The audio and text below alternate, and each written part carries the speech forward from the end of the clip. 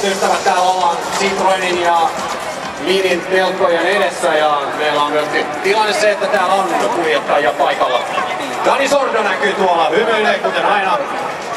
Ystävällinen espanjalainen herrasmies, joka siis on totuttu vuosikausien ajan näkemään tuossa Citroenin pilkkuissa, mutta nyt muutaman metrin siumalla.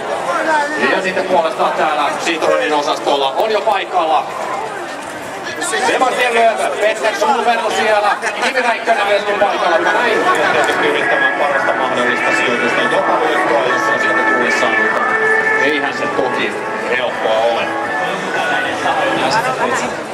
En mä aivan asettanut oikeastaan tavoitetta, että mä ihan varmaan, että me pystytään mekan kautta vaan omaa suoritukseen tehdä virheitä ja pystytään niinku lähteä hetkeä ja kovaa omalla tasolla. Se tulos on varmasti hyvä, että se on niin monta mutkaa matkassa siihen.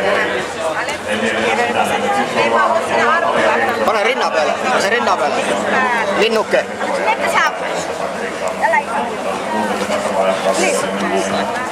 Ihan paikka kerrallaan, että niin kuin pystytään. Se on varmasti juuri näin. 21 se autoa tällä viikolla.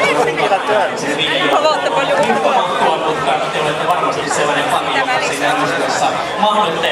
Jari Kettomaa, tällä kertaa mennään myös tuonne kohti etelään. Minkälaisia erikoiskokeita tulee tarjoamaan kilpailu perjantai-päivänä?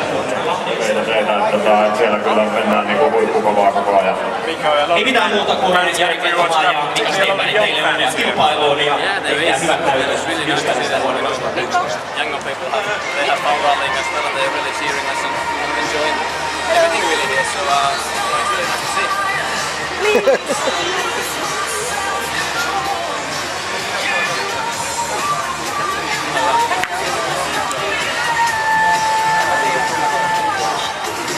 Yes.